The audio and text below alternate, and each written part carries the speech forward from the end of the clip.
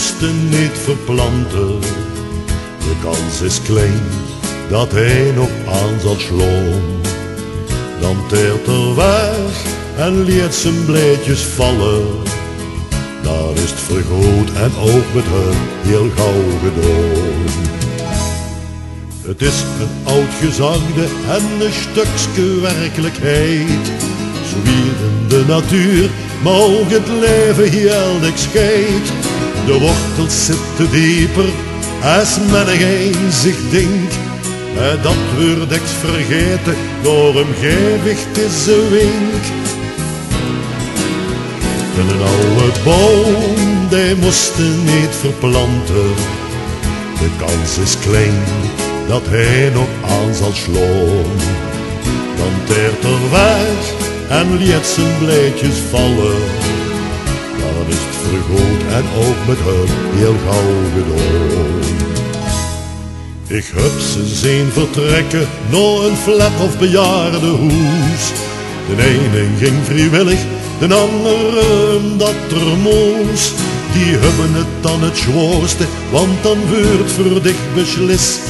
Want anderen weten toch zo goed wat het beste voor dich is. En een oude boom, die moesten niet verplanten. De kans is klein dat hij nog aan zal slaan.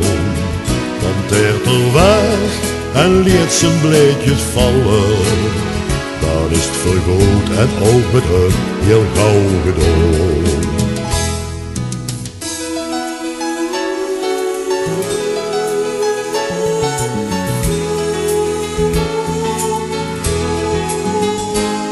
Zo ging het obius neven de huur, die worden opgezaagd.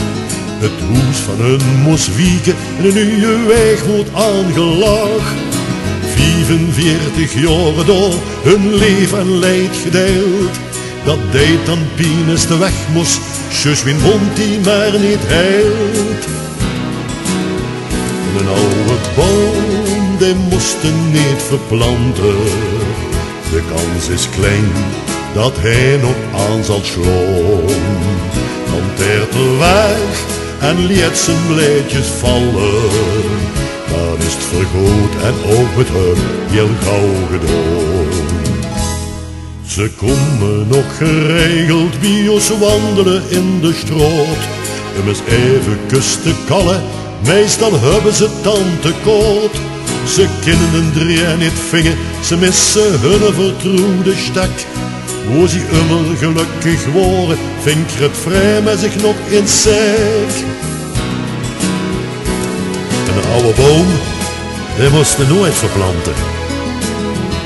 De kans is klein dat hij nog aan zal slaan. Dan teert er weg en liet zijn bleetjes vallen. Dan is het vergoed en ook met hem heel gauw gedaan.